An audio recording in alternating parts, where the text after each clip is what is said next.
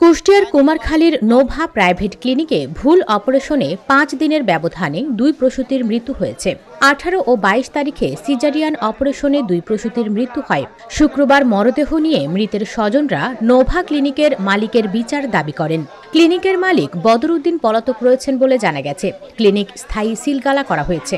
নিহতদের স্বজনরা জানান, চলতি মাসের 15 তারিখে নন্দলালপুর ইউনিয়নের নন্দলালপুর গ্রামের রাশিদুলের মেয়ে মর্জিনার দ্বিতীয় সন্তান সিজারিয়ান অপারেশনের জন্য নোভা ক্লিনিকে গেলে অপারেশনের সময় প্রসূতির মূত্রনালী কেটে ফেলে ডাক্তার। পরবর্তীতে রোগীকে আশঙ্কাজনক অবস্থায় রাজশাহী মেডিকেল কলেজ হাসপাতালে পাঠানো হলে প্রসূতি মারা যায় এবং 22 তারিখে একইভাবে যদুবয়রা ইউনিয়নের যদুবয়রা গ্রামের সাইদুল ইসলামের মেয়ে বৃষ্টি খাতুনের ভুল অপারেশন করা হলে মারা যান।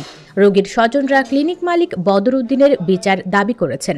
কুষ্টিয়ার সিভিল সার্জন ডক্টর মোহাম্মদ আকুল উদ্দিন জানান, ভুল অপারেশনে রোগীর মৃত্যুর খবর পাওয়ায় নোভা ক্লিনিকে তদন্তে এসে বেশ কিছু ত্রুটি পাওয়ায় প্রতিষ্ঠানটি স্থায়ীভাবে সিলগালা করা হয়েছে। কুমারখালী উপজেলার সহকারী কমিশনার মোহাম্মদ আমিরুল আরাফাত জানান, নোভা ক্লিনিকের ভুল অপারেশনে 5 দিনের ব্যবধানে যে 2 প্রসূতির মৃত্যু হয়েছে তারই প্রেক্ষিতে ক্লিনিকটি পরিদর্শন করে তাদের বেশ কিছু ত্রুটি পাওয়ায় প্রতিষ্ঠানটি স্থায়ী সিলগালা করা হয়েছে।